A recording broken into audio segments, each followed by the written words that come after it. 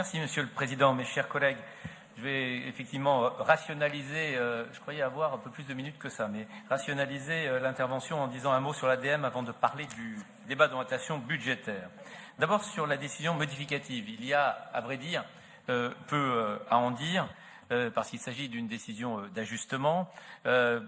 J'observe simplement au passage que c'est le cas depuis un certain nombre d'années, puisque les évolutions, je les regardais dans les DM sur les 5 années qui avaient précédé votre élection, étaient entre 0,5 et 1% d'évolution budgétaire.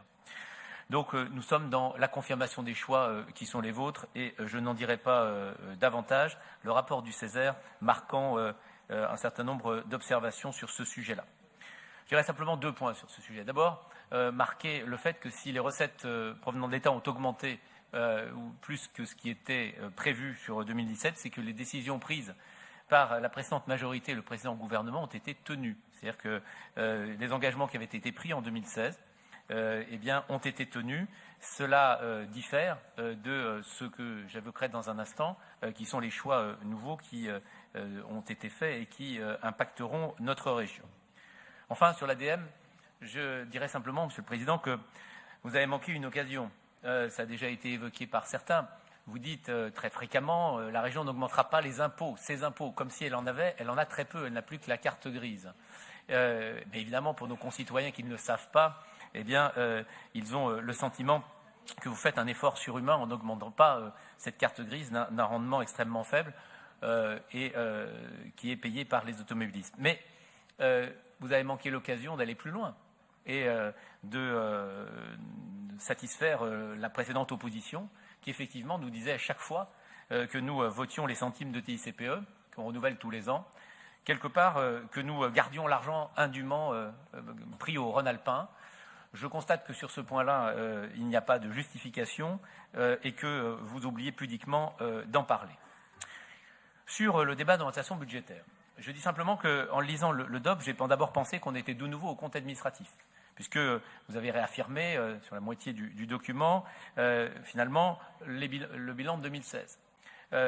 D'abord, sur les dépenses dites de fonctionnement administratif, essayant de faire croire ainsi que c'est uniquement par les dépenses de fonctionnement administratif de la collectivité, les petits fours, les voitures et les indemnités des élus qu'on réalisait des économies budgétaires, et comme si cela pouvait être la politique que vous meniez.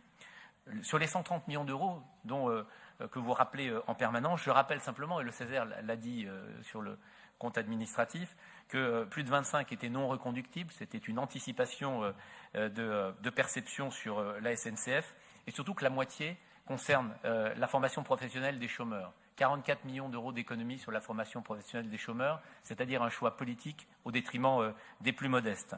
Et que, pour le reste, ce sont l'environnement, la culture, la solidarité internationale qui ont fait les fruits de ces économies dites de fonctionnement.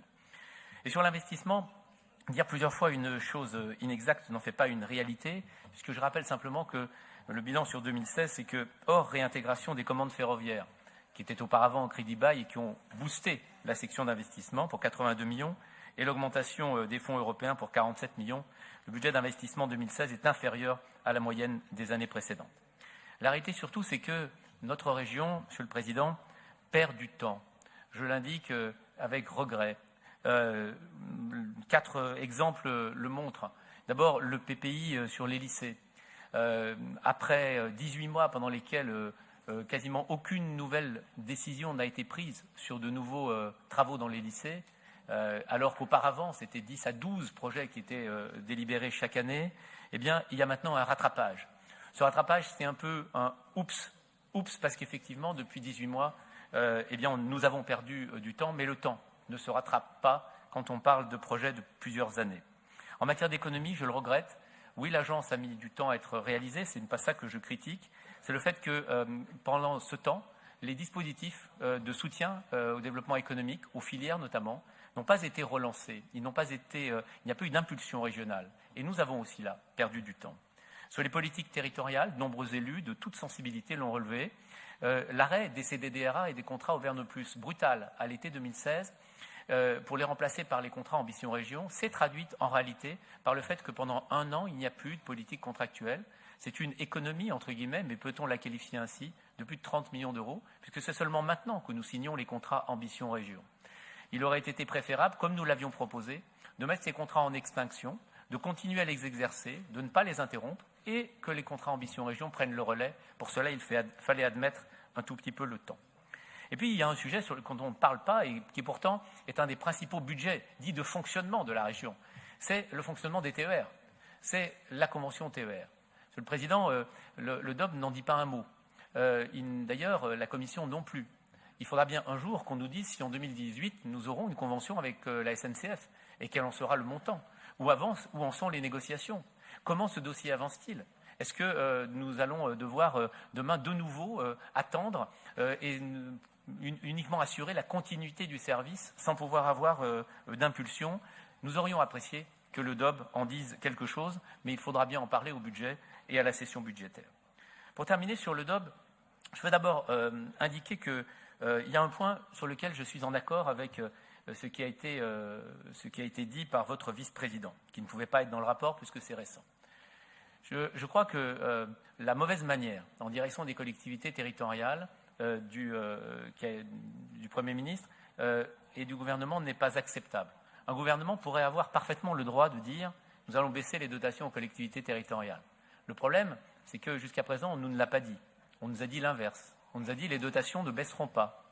Et puis ensuite, il y aura des contrats avec les territoires, mais on verra en 2019 si ces contrats ne sont pas tenus. Alors à ce moment-là, il y aura peut-être des baisses de dotations. Et je constate simplement que la continuité de l'État a été remise en cause par les décisions d'hier. Je voudrais simplement indiquer que, comme président de notre groupe, j'ai signé un communiqué commun avec les présidents de groupes socialistes de toutes les régions pour dénoncer ce mauvais coup fait à la décentralisation et à l'engagement de l'État. Je fais partie de ceux qui pensent que les régions ont un rôle important et que donc elles doivent avoir des ressources correspondant à leur politique en développement, c'est-à-dire l'environnement, les transports, le développement économique, et qu'il faut plutôt s'attarder sur la réforme fiscale qui devrait lui permettre de disposer d'impôts adaptés plutôt que de venir lui couper les ailes. Cela étant, au-delà de ce constat que je fais, je veux quand même le dire, et le rapport du Césaire le dit avec ces mots, il pointe la nécessité d'une anticipation et d'un discernement de véritables stratégies régionales. Moi, je le qualifie en un mot, en 4 lettres, flou.